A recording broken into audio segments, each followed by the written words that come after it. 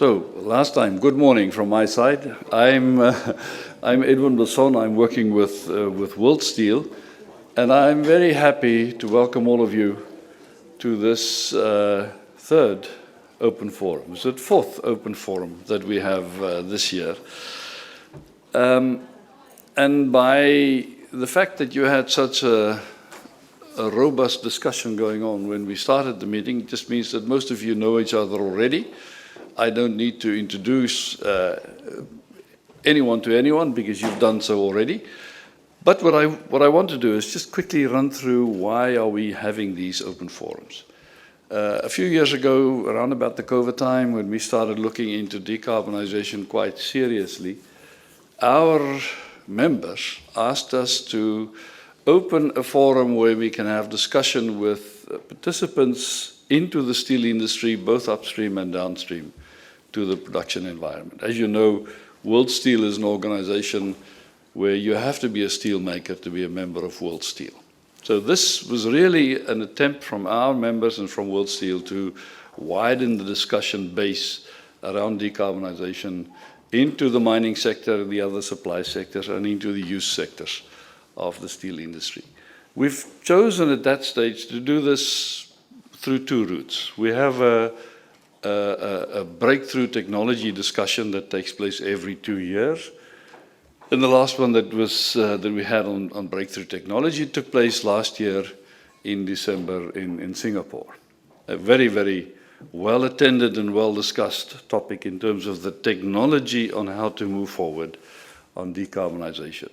This open forum from the very beginning was focused on how do we find some alignment in terms of regulations, in terms of all of these regulatory aspects. How do we measure when do you decarbonize?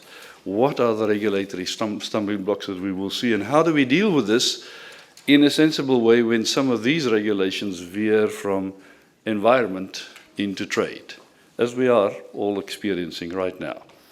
So this discussion really is focused on how to get to some commonality in finding this regulatory network that we have to work with between countries and regions, moving that into some sensible direction that works for the steel industry and that contributes to decarbonisation as a whole. So I'm very, very happy that so many of you are here and that you see some value in continuing this discussion.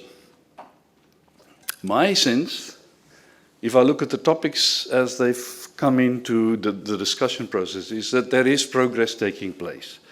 You know, this time around, most of the topics that we have on the agenda, and they haven't just been chosen because we like them, they've been chosen because this is where work is taking place. Most of these topics I find are much more of an implementation kind of topic. It is about discussing things that have to be done for us to be able to move forward as an industry and as a global industry. And therefore, I think we're beginning to see progress away from just talking into doing. But in this doing, there is a lot of different opinions. Everybody says, I'm happy for a common system as long as you use my approach. Then it's good. Now, many people say this, so we have to find really a truly common approach that works for as many of us as possible. And hopefully this discussion could help us to show the way on how to go forward in discussions with organizations even outside of this room, the WTO, the OECD, the Energy Agency, and many others that we need to talk to. So I thank all of you for taking the time, taking the trouble to come to Brussels. In particular, I thank the speakers and the panelists for, again, your preparation, your time, your insights that we can dip into in the next 2 days. And I should be remiss by not thanking the worldsteel team, which is a very small team that have put all of this together over the last number of months. Thank you also, Rebecca, you and your team, Åsa, you and your team for all of the work that has been done. I should, because this is a meeting of competitors to some degree, also go through the process of antitrust, and I think somewhere there we have an antitrust statement. Essentially, we don't need to go through all the detail. You're welcome to read it. But what it says is we should not be talking about production levels or price levels either now or into the future. And what we should also not be doing is make agreements around these while we are in the next 2 days. I don't think it should be a problem for all of us, but let's adhere to that spirit and the principle as far as possible, please. And then finally, safety. The hotel tells us they don't anticipate an event that we need to vacate this room. But like always, these things are not anticipated. It happens. If something should happen and the alarm does go off, you can treat all of the doors on this side and at the back as emergency exit doors. So vacate the room, turn to your right, essentially go past the place where you checked into the hotel. And then you may remember you came up with 2 sets of escalators. Those will not be working, so just go beyond the escalators, and there's a fixed stairwell where you can go down 2 levels to the ground level. And we will then congregate in this open plain with the black tiles on the side of the hotel. If you look to know where, go for the Starbucks coffee place. That's apparently where this big round roof is in the plane. So that's where we will congregate. The hotel staff will be available to show us how to go about. With that, it's the end that you will see from me, and then the real people will start talking. But I am really very, very happy, Uğur, that you took the time. Uğur DALBELER is our chairman of World Steel this year, based in Turkey, which is the place to look at the whole world from. And I'm very happy, Uğur, that you consented to make the keynote presentation. If you can come up and take the stage, I'd be very happy. Thank you very much.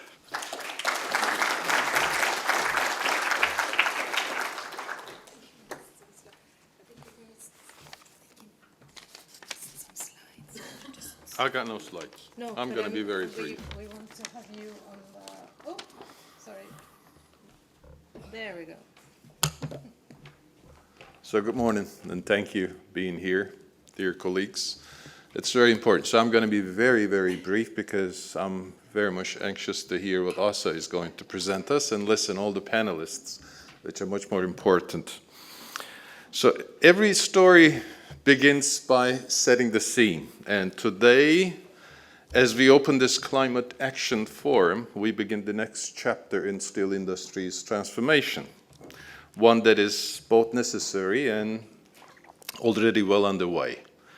Steel has always been the foundation of progress, but now it must become the foundation of the sustainable progress. Our journey toward the decarbonization is not a distant ambition. It's present reality shaped by complex trade-offs and real-world constraints. In this opening chapter, we take a clear-eyed look at where we stand across industry. Innovation is accelerating, new technologies are emerging, projects are being announced and delivered.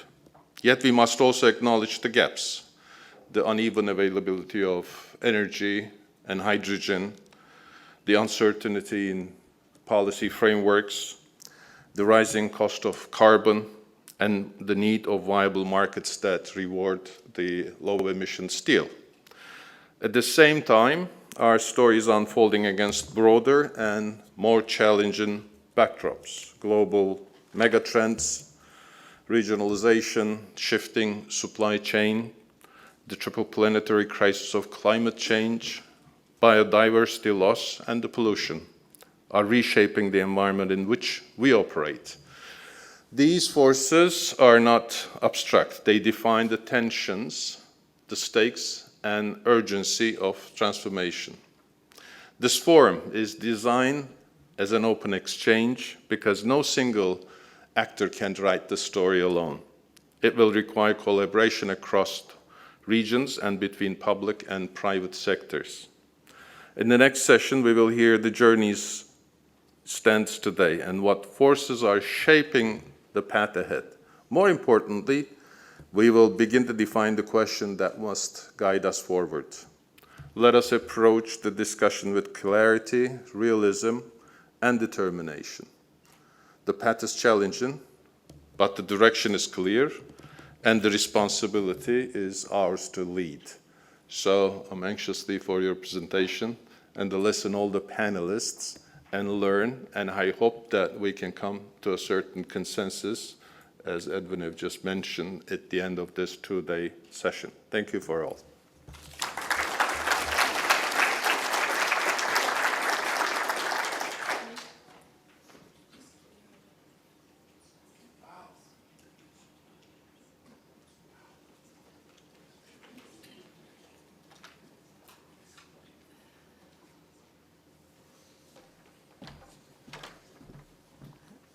All right, thank you very much, Mr. DALBELER, and to Edwin as well for those words of opening the forum.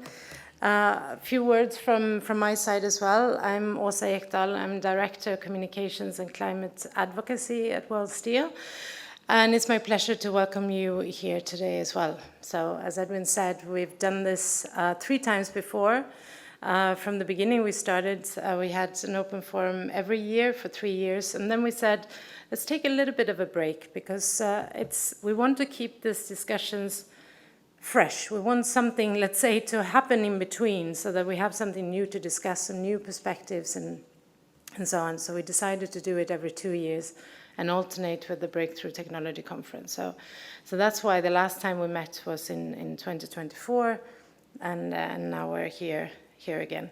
So before I go into my presentation, let me just give you a few practical things. First of all, you see that you have signs on your tables for Wi-Fi. Well, that Wi-Fi is not available at this moment, but they are working on it, and it should be available shortly, okay? So just keep an eye out for it. I do believe that there is a hotel conference Wi-Fi that can be used in the meantime. The other thing is that many of you have computers with you or phones that you want to charge. Instead of having chargers or plugs on the table, we have 2 places where multiple plugs are. So you might see just in front of me, there is a clock on the wall or a timer on the wall. There on the floor, there is a number of plugs. By the middle light there by the wall to your left, there is also a set of plugs where you can charge your devices. I just also wanted to say quickly that we will have lots of speakers, as you know, both speakers and panelists. We have decided not to read out any bios, so they will be just very shortly introduced. However, all the bios of all the speakers are available, one on the website of the event, but also in the app. And let me just then remind you about the app. Should be the next slide. The app is a place where you can find the program, of course. You can find the speakers and bios, as I said. You can also connect with each other. Make sure that when you log into the app, which you do with your name and your email address that you use to register for the event, that you make your profile or make yourself visible, and that way others can see you as well. We are going to try something new with the app this year, because there is a feature that we never used before. We are able to do polls. So I hope it's on the next. Yeah, okay, sorry. These are more features from the app. All right, sorry. There's seems to be a slide missing. We're gonna.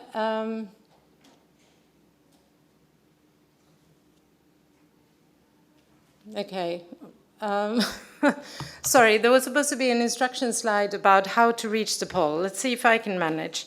You do open the app, and I can see now at least, maybe it's my setting that I have a notification which says share your knowledge with us.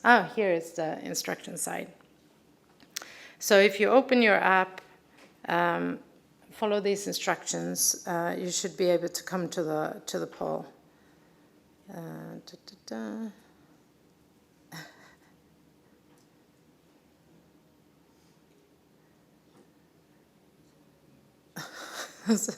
I'm sorry, this is a bit. I don't find it myself.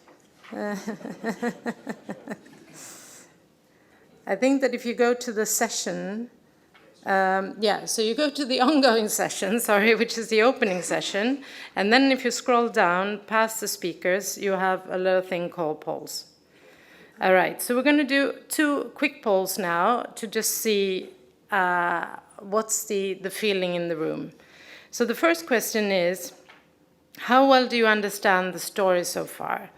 As in, how much do you feel that you know about steel decarbonization and where we are at the moment? And I think that if we go to the next slide, we should be able to see the results as it goes. So I'll give you a few minutes to put your answers in. Let's see how it goes. All right, it seems that you feel that you know quite a lot, which is great. It's always difficult to tell, and we're planning to do this poll at the end of the session as well, or the end of the whole event, and see if it's changing. All right, so it's great. We have an educated audience. That means that I'm expecting lots of challenging questions from you all to our speakers and panelists as we move along. All right, let's see if we can do the other question. So then I think you go back, and then you go to the next one. And that question is, I'm going to, okay, now I see it. All right, can someone start the second one? That's a question of where are we in the story? So where are we in the transition? Are we in the very beginning? Are we somewhere midway? Or do you think that we are approaching a turning point? Can we launch the second one? Or maybe I can. Maybe I can do it. I think I've opened it now. Sorry, you have to bear with us when we're trying new features. That's how it goes. Now it's coming? Okay, great. So let's see what you think about that one. Don't see any answers yet. Oh yeah, it's coming now. All right, great. Okay.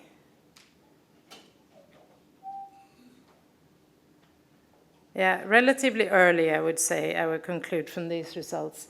Early or towards midway, maybe. All right. Yeah, okay, it's quite even between the two. All right, I think we can close it there, and that was a nice indication. Thanks for participating to that little poll. Let's see how it goes at the end. Hopefully you know even more when we come to the end of this event, and whether we are closer or further away from the turning point, we'll see what the views are on that. All right, let me put that away. All right, so now let me move into the opening presentation. So I think we said in the invitation and the description about this event that we want to do a bit of a stock take of where we are, to look at what has changed since we were here 2 years ago, and then of course examine what's left, which is also quite a challenge. So why does this conversation matter now? Well, we know that the external environment is changing. Mr. DALBELER already alluded to it, that there is less focus on climate today. We also see that the transition is entering a more operational phase. Technologies are becoming available in a way that they weren't just a few years ago. And the next challenges are increasingly systemic and interconnected, in particular focusing on energy availability and cost. But if we move specifically to steel, because all of those things that I just said are actually very general, But why do we need to talk about steel? Well, this comes as no surprise to all of you, of course, that steel is everywhere in our lives. It's at the heart of delivering low-carbon solutions and mitigating the effects of climate change. It underpins the low-carbon energy systems, transport, resilient infrastructure, and modern manufacturing. At the same time, it plays a key role in helping society deal with the effects of climate change, or the impact. But we also know that we are responsible for quite a significant chunk of global greenhouse gas emissions. So in 2024, each ton of steel produced generated on average 2.18 tons of CO2 equivalents across scope 1, 2, and 3. For those of you who've seen similar slides from us previously, we've always talked about CO2 emissions. But that's also something that has changed since the last open forum. We are now including all greenhouse gases, in particular, of course, methane, that is related to coal mining, metallurgical coal mining, and also N2O. So we're now looking at greenhouse gases and CO2 equivalents, which means, as you will know as well, that our numbers have gone up, not because the emissions have gone up, but because we are even more transparent in the way we are reporting. And with about 1.9 million tons, billion tons of steel produced globally every year, the total emissions from our sectors account for somewhere around 7 to 8% of anthropogenic greenhouse gas emissions. So this is, of course, the reason why we are here, the fundamental reason why this conversation is important. But I mentioned that the context has changed quite a lot. So we have growing geopolitical fragmentation. We have, of course, an increased focus on energy security, in particular in light of the recent activities, can I say, in the Middle East. We also have increased trade tensions and tariffs, which is of great importance to the steel industry. This is not a topic that we talk about at World Steel, but it's absolutely clear that it does impact on priorities. We also have growing regional divergence in policy approaches and greater uncertainty in terms of global cooperation. We see alliances breaking and sometimes reforming or regrouping in more regional initiatives. And we shouldn't forget about supply chains. We've seen changes since, I would say, COVID times when supply chains were interrupted, that they are today tending to become shorter, more regional, and sometimes duplicated because of you don't want to rely on the long international supply chains that we used to have. All right, so now climate action sits alongside energy security, resilience, and competitiveness. So the climate goals remain essential, of course, and they are the challenge is still global. We know that, but there's more focus on industrial policy, and the priorities are changing. Different regions are responding very differently to how to deal with this, and that has an impact on the decarbonization pathways.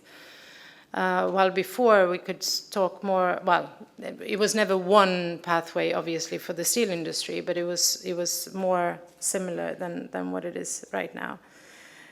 And of course, these things are impacted on specific tools or policies or regulations in place, such as CBAM, we know, is a major interest and importance to the steel industry. We know that many countries are expanding on their emissions trading schemes or introducing those. And industrial policy has become a very hot topic that it wasn't only a few years back. This impacts on the development, and some things have become more difficult. It is, I think, quite clear now that the hydrogen build-out is much slower than we were expecting. We have significant infrastructure constraints, and it's taking much longer to implement than we were expecting, I think, before.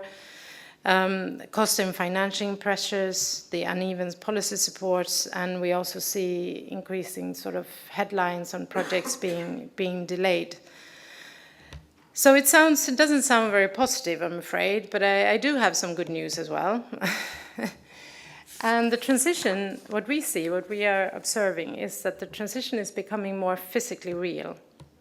So we're moving from the discussion about what we can do and, let's say, research and concepts into pilots, to demonstration, and to actual implementation. We have, for example, the breakthrough technologies are moving beyond R&D. And the accelerating decarbonization of steelmaking emphasizes the deployable solutions that are capable of reducing CO2 emissions quite dramatically. Though we have to remember that it's not all or nothing here. It's not about reducing necessarily 100 or 95% at the same time. Also, smaller percentages are big amounts when it comes to the steel industry. We have pilot projects that are becoming industrial deployments, first sort of a kind demonstration plants, CCUS networks are reaching FIDs. So we see more operational learnings across the whole ecosystem, which we believe is a very positive sign. Just to remind everyone about how we see the transition looking, and we see from worldsteel's perspective that we have three main levers. You will notice on the slides that there are basically no numbers. There are some years at the bottom, but it doesn't actually talk about how much we believe we can reduce. There's lots of fading as well, and that's because there's so much uncertainty here of how fast we can go and how much all of these levers are contributing. But they are three levers that are very important. The top one is about efficiency. And we believe that even now, we have an opportunity to maybe improve efficiency or reduce emissions by about 10% through efficiency in the whole system. The second one is to the scrap availability. As you all know, scrap is a function of past production, and the dramatic increases that we have had since around 2000, this scrap is now starting to come back and can be used in production again, and this is going to have a big impact. And the third one, and of course the one that needs to get us all the way to where we need to be, is around breakthrough technologies. And these, of course, work together because also the breakthrough technologies are not going to be at its most efficient as they are being introduced, but would need work to become more efficient. All right, so just a little idea of, this is a slide that I borrowed from my colleague Rizwan, who's our head of technology, and he will probably come back to it later and talk more about it in detail. But it just shows a little bit, again, the observations here you can see on the side here, that in 2023, at our Breakthrough Technology Conference, it was very much about technology validation. When we had our last conference last year, it was more about scaling and looking at the pathways that were emerging. But going forward, it's clear that it's not the technology that is the constraint, it's energy and it's infrastructure. Here you also have an idea of some of the technologies. Of course, the electrification and scrap optimization, so that's increased use of electric arc furnace, for example. It's already an existing technologies that can be built out. Then you have, I wonder if I have a pointer on this one. No. You can see hydrogen technologies coming afterwards in the relatively short term, as well as CCS. And then you have the more experimental technologies. The last one there on sodium looping is a very sort of different and experimental technology that is going to take much longer, of course. So what do we see in terms of investments as well? So this is a slide based on data from LEADIT, so the Leadership Group for Industrial Transition, that is looking at steel and cement and their green steel tracker. And we kind of just looked at the investments, how much is invested per year. Well, as it is now, right? So there are still, this is ever moving, but you can see that until, let's see if I can read it here. I can't even read it myself. Okay, first it was very, very low, but you see that there is a kind of a big dramatic increase now. If you look at the numbers, it's still not that impressive, right? It's about 60 billion US dollars, I believe. And when you look at the numbers on how much steel will be produced, it's only about 3% of the global production. So it's not very, very much. But you can still see that it's like a first wave, you could say, of investments in new breakthrough steel making capacity. So, so that's quite promising. However, we need to keep that up, of course, and increase it going forward. So before I leave technologies, also something that we didn't really talk about 2 years ago was the blast furnace. So we all know that today the blast furnace is the process is the one that has the highest emissions. It's also the technology that is dominating steelmaking globally today. And to be honest, it's also the one that is dominating new capacity being built at this moment. We know that blast furnaces have a very long service life, could be around 50 years if you have a reline in the middle. So we know that blast furnaces are going to be around.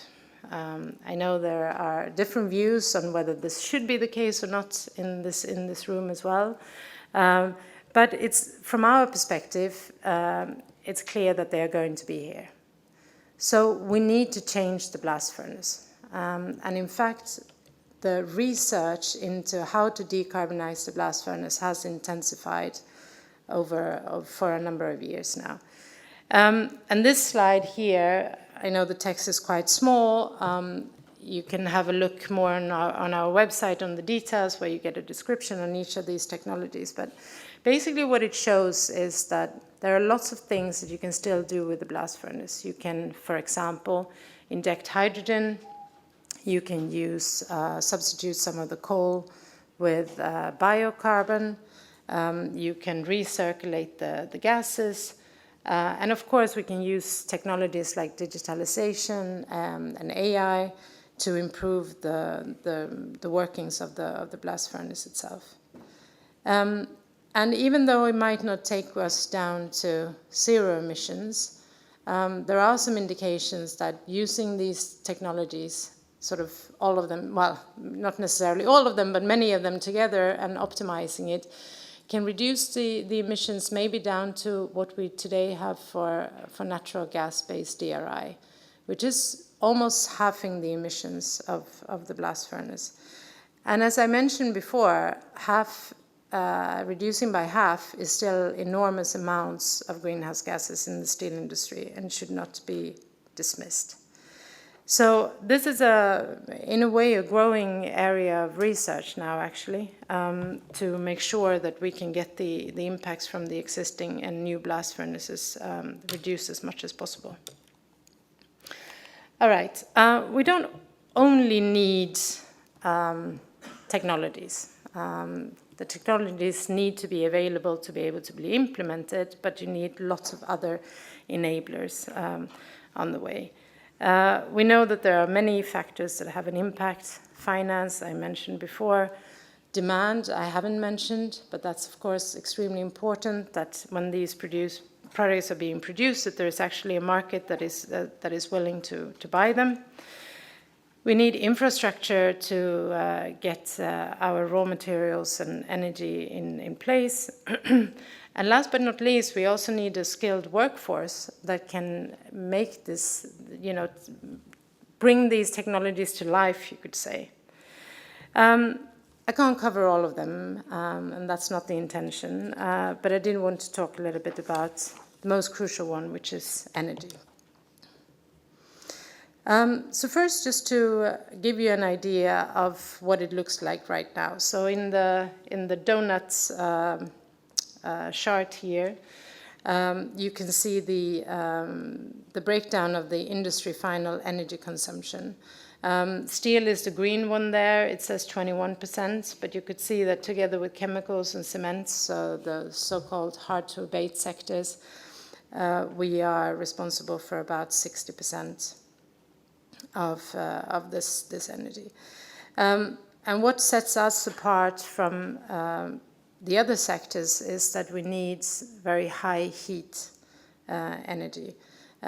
We also use, of course, energy as feedstocks, and we are, for those reasons, very much dependent on fossil fuels. And if you look at the bar here, that's the showing the energy use in the steel sector. So the biggest one there, the black one, is coal, but we also have, of course, some natural gas, a little bit of oil. So the yeah, can't point, but the fossil fuel energy use goes up to that tiny little gray line there. At the same time, we are also using electricity and heat, and a lot of that is also produced from fossil fuels, right? So we do believe that it's about 75%. Well, sorry, 75% is from coal, but when you include also the electricity and heat, we're probably reaching somewhere like 85 to 90%. So there is a challenge there. That's absolutely clear.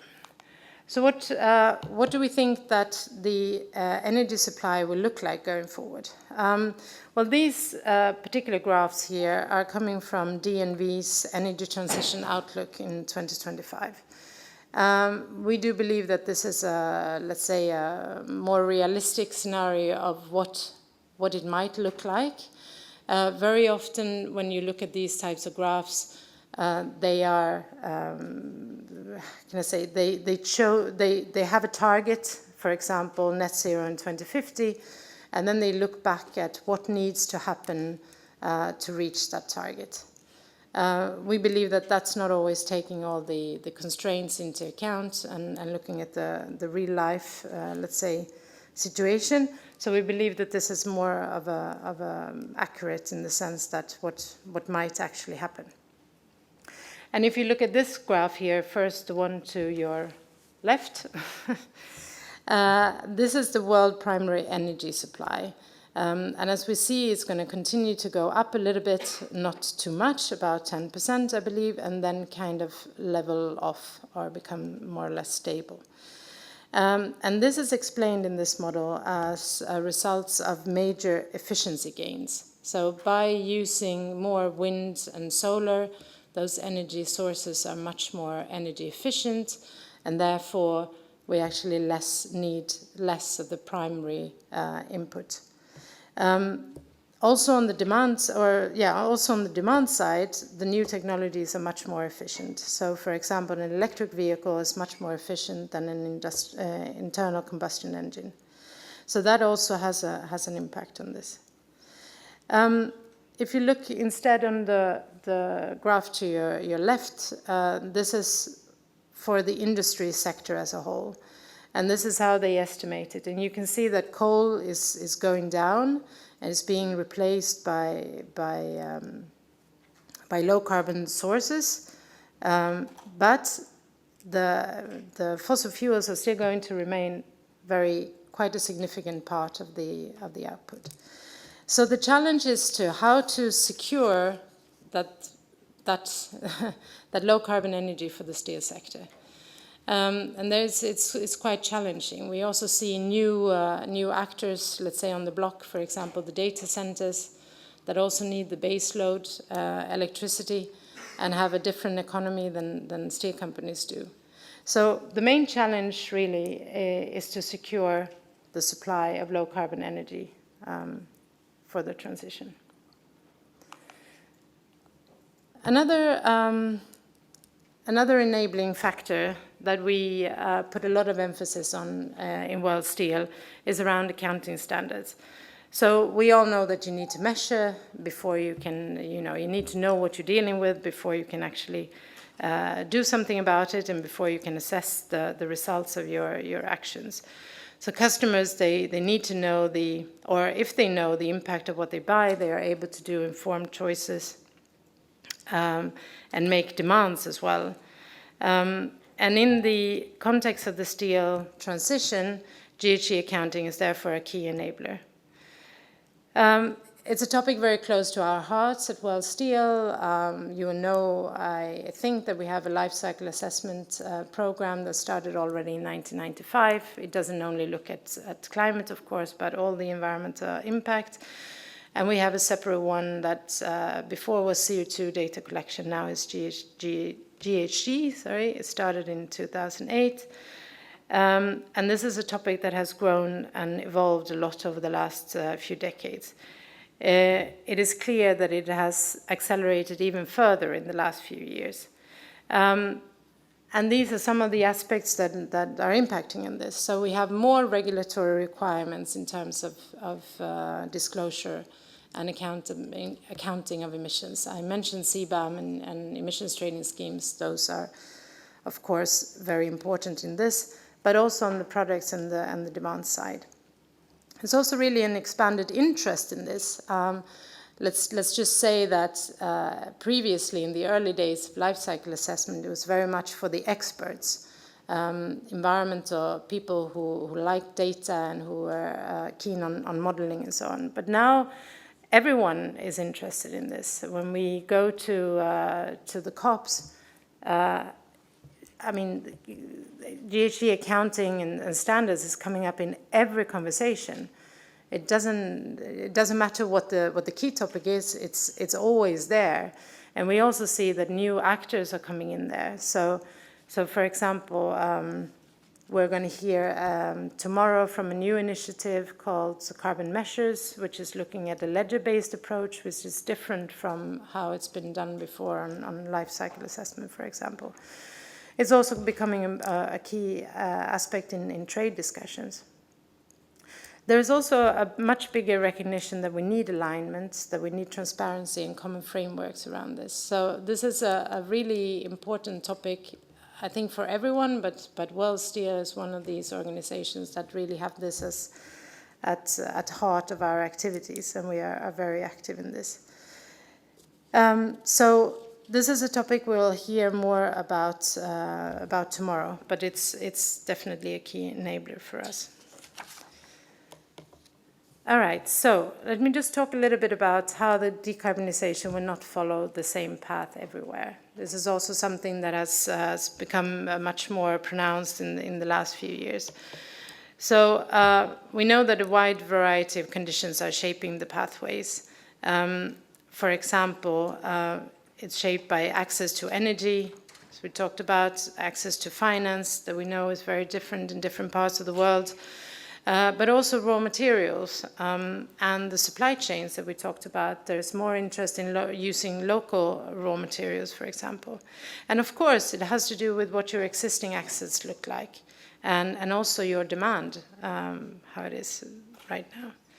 So there are many common barriers, but they look sort of different. It's around cost premiums of green steel, hydrogen availability and price, CO2 transport and storage infrastructure, scrap availability. As I mentioned before, a lot of scrap is becoming available or will become available over the coming decades because of the increase of production, mainly in China. So the scrap will become available in China, of course, as well. And the investment needs during the transition. And then, of course, the maintaining of global competitiveness. And here I'd like to make a point coming back to the energy situation, because as we today are using coal to the largest degree, coal is traded on the global market and it's, let's say, globally priced. But if we're moving more to hydrogen and electricity, this is going to be produced locally and be locally priced or regionally priced, which means that the differences in cost structure is going to be quite different depending on where you are actually based. All right. I'm coming to the end, don't worry. The ecosystem is also changing. So we heard Edwin talking about the supply chains, right? And we see now that there are new partnerships, new joint ventures, new business ideas. We have startups in the steel industry that are focusing on green steel production that we haven't had before. It's something that is it's quite new to us. The topic of production of green iron separate from steel production is another one that is a very hot topic at the moment. So the idea is that countries that have good quality iron ore resources and lots of renewable energy could produce the green DRI, well, green, yeah, anyway, low carbon DRI with hydrogen and then sell that as HBI instead of shipping the iron ore as its self. So there's lots of, the whole kind of system is also moving, and the likelihood is that as we're going forward, we're going to see more different types of technology paths, more different types of energy sources being used, and also different kind of setup of industry in different parts and different partnerships. This is going to be interesting to follow, by the way, how that goes. So this is a picture from the Open Forum from 2 years ago. And all of these topics that I've mentioned now, so this is, I know it's a long presentation, but it's kind of going at a relatively high level over all of the different topics. This is what we want you to talk to each other about, to talk to us about. We want to learn from you, but we want you to exchange between each other. And as Edwin said, that's why we started the Open Forum here. We really do want this to be interactive. Don't hesitate to interrupt, ask questions, and make comments or statements. So what are we going to talk about at this Open Forum? I'm sure you've all looked at the program, but let me just remind you a little bit about it. For the first time, we are going to talk about physical risk and resilience, adaptation. This is a topic that we are not so familiar yet with at worldsteel, but we believe is a really important one. So we have an excellent, a very interesting session for you about that, just after the coffee break, in fact. Then we're going to talk about regional pathways, and you just saw my slide there about how the conditions are very different around the world. So we're going to hear more about that from representatives from our membership in different parts of the world on how they see the pathways in their region or country. Then finally today, I'm going to come back, that time with two speakers to talk to you about emissions trading schemes and carbon border adjustments. This time we will not talk about CBAM as such, but more on a conceptual level, as in how can these types of systems contribute, do they contribute to a level playing field? What should their role be? How could they be implemented so that they bring the most benefit for the transition? And that's it for today. And then tomorrow we're going to start with methodologies and definitions. How can we harmonize these systems, make them more transparent, and so on. And then we go into a session more on how we use all that data in the chain of custody discussion. So that is touching on mass balance and booking claim systems and how we are putting green or low carbon products on the market. And I believe that Claire has interesting speakers for you there from other sectors, several sectors, and not just steel, to hear how others think about this. And then we have a session on the sort of the enabling factors and the bottlenecks to the implementation, how we can scale that up. And then we'll bring this event to a close, and we'll do those two polls again and see if anything has changed afterwards. So I want to leave you with a question, a central question I want you to keep in mind, because in the beginning of my presentation I talked about how the geopolitical landscape has changed and how we are actually encountering challenges that we didn't really necessarily foresee only a few years back. So the central question here is, how do we maintain momentum? How do we maintain momentum within the industry? How do we maintain momentum in all these enabling systems around? How do we make sure that the energy system gets the build out and so on that it needs, that we get the policies in place that can support the transition and so on. So I want to leave you with that question, and that's it. I'm not really going to open to any questions here.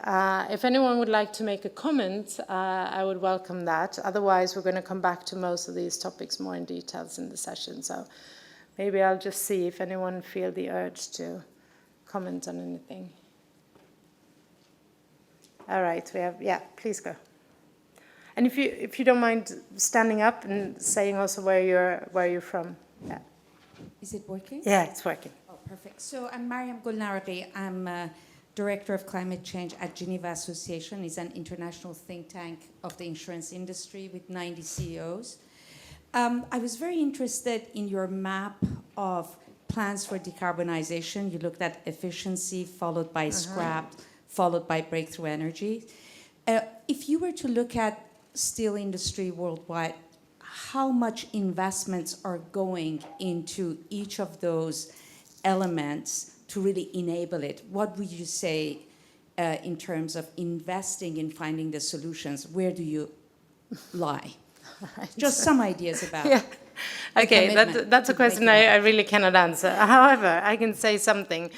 Efficiency is always extremely important to the steel industry because we are so energy and raw material intensive that if I understand it right, most of the cost for production is in those two parts, and therefore efficiency has always been really important. That's why, of course, the blast furnace today is the most efficient process that we know as well. So that's a continuous kind of improvement, and it's going to have to continue because the new breakthrough technologies are not going to be at their most efficient as they are being introduced. So that's quite clear. I would guess that on the scrap side, I would think that there's less, because there is an established system, right, with the scrap collection and treatment, and it's a global market as well. It's less built out in places where steel production is growing, and the scrap, because the lifetime of steel products on average is around 40 years. So it takes quite a long time for a building, for example, to be demolished and the scrap to come back. So if you're still in your developing phase and it hasn't taken that long, you might not have the systems in place to take care of that scrap, and therefore you would need to make more investments in that going forward. At the same time, it's somehow established how you do it, so I can imagine that it's slightly less. On the breakthrough side, I mean, we're talking about absolutely massive investments, of course. This is new plants, new infrastructure, new, let's say, everything. So that's. But I'm sure many here in the room have much more detailed numbers or ideas. Yeah. Okay. So Edwin wants to say something. Please do. Thanks, Åsa. And if I may sit down, I don't need to introduce. I think this is a very interesting question, and it probably depends on how we define what do we see as investment. If I just look at the last 5 years, as Åsa said, a lot of activity has taken place in this sort of scrap-related part of our industry. Much of that you would probably not see as investment. It was mergers, it was acquisitions of scrap dealing organizations, more so in some regions than in others. In the established regions we've seen, I would almost call it a conscious push to get control over this part of the supply line of our industry. In places like China, where it is a fairly new industry, there's been a lot of investment in organizing and making the industry much more fit for purpose in the future where more scrap generation is taking place. So different things in different places. It's not necessarily true investment in the strict sense of the word. The true investment is the slide that also showed, that shows we're expecting between now and 2030 about $65 billion to be invested in new installations, mainly focusing on decarbonized activity. And then we know behind the scenes there is quite a lot of, again, whether you call it an investment, lots of expenditure being done by some countries in terms of exploring new technologies, particularly looking at decarbonizing the blast furnace. Again, this goes through as R&D funding and so on and so forth. It does not necessarily come through a strict investment expenditure. So I think the only honest answer is 65 billion is what we know about, but there's a lot of activity kind of happening around the fringes that could contribute to the future investment profile that we're looking at. Thanks. All right. Is there anyone else who wants to make a comment now? Otherwise, you'll get plenty of chances to talk about all of these things. Well, in that case, I will draw this opening session to a close. I hope I put some thoughts in your heads that you can reflect and talk about in the coffee break that we're going to have now.